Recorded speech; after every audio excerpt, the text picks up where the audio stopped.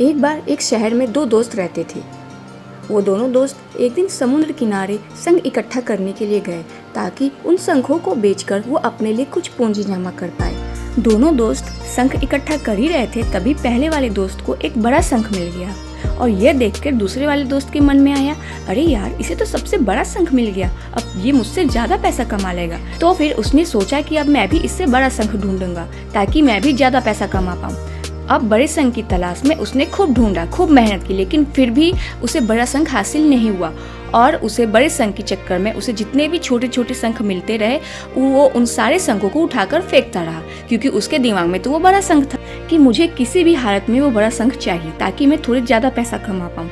तो बड़े शंख की तलाश में दोपहर से शाम हो गई, शाम से रात हो गई, तो ना तो उसे बड़ा शंख मिला और बल्कि जो छोटे छोटे शंख मिले थे उन शंखों को भी उसने फेंक दिया।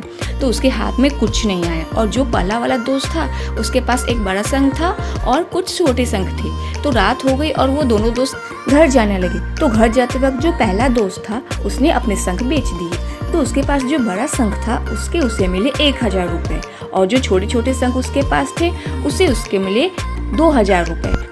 और ये जानकर उस दूसरे वाले दोस्त को बहुत बुरा लगा कि काश मैं उन छोटे शंखों को फेंकता नहीं तो मेरे पास भी इससे ज़्यादा कमाई होती।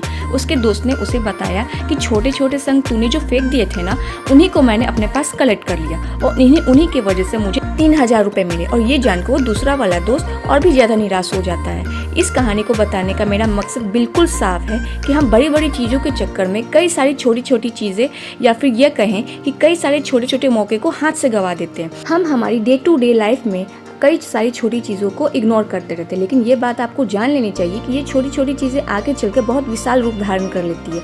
हर छोटी चीज़ पर ध्यान लगाओ, उसे इग्नोर मत करो, आगे जाकर आपको इसकी अहमियत पता चलेगी। छोटा सोचो और छोटा ही करो। मेरा कहने का मतलब ये है कि आप सोचो बड़ा, लेकिन उसके लिए हर वो छोटा काम करो जिससे कि आपका लक्ष्य आपको हासिल हो। दोनों दोस्तों का लक्ष्य एक ही था, वो था पैसा, लेकिन पहले वाले दोस्त ने बड़े पर ही फोकस किया और छोटे पर भी फोकस किया और दूसरे वाले दोस्त ने सिर्फ बड़े पर फोकस किया, छोटी छोटी चीजों को इग्नोर कर दिया और जहाँ उसे ज्यादा पैसा मिलने चाहिए थे वहाँ उसे 1 रुपया भी नहीं मिला। और अंत में सिर्फ इतना ही कहना चाहूँगी कि छोटे बदलाव ही बड़ी कामयाबी का हिस्सा होते हैं। अगर आपको मेरी ये स्टोरी अच्छी लगी तो प्लीज़ लाइक एंड सब्सक्राइब करना मत भूलिएगा। Thank you.